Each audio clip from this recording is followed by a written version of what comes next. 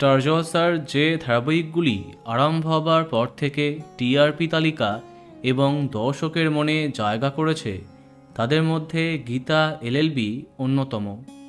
2023-এর নভেম্বরে আরম্ভ হয়েছিল ব্লুজ প্রোডাকশনের এই ধারাবাহিকটি।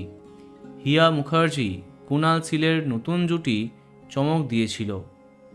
সম্ভবত একবার বেঙ্গল টপার হয়েছিল গীতা এলএলবি, কিন্তু বিগত বেশ কয়েক মাস ধরে ধারাবাহিকের অবস্থা বেশ খারাপ।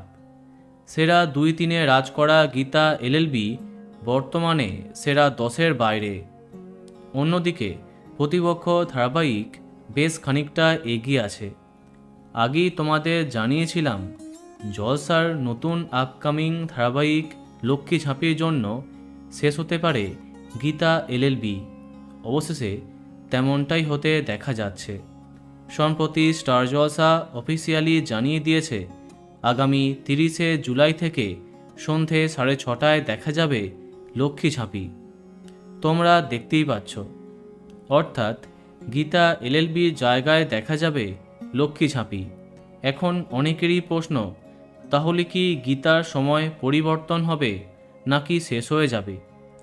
জানা যাচ্ছে সময় পরিবর্তনে রাজি নয় প্রোডাকশন, তাই গীতা এলএলবি সন্ধে 6:30তেই শেষ হয়ে যাচ্ছে। 2-1 সপ্তাহের জন্য অন্য সময়ে যেতেই পারে, তবে গীতা এলএলবি যে শেষ হয়ে যাচ্ছে তা কনফার্ম। তো বন্ধুরা, কে কে মিস করবে কমেন্টে জানাতে পারো। আর এই রকমই আরও অনেক ভিডিও পেতে সাবস্ক্রাইব কারেন্ট বস। ধন্যবাদ।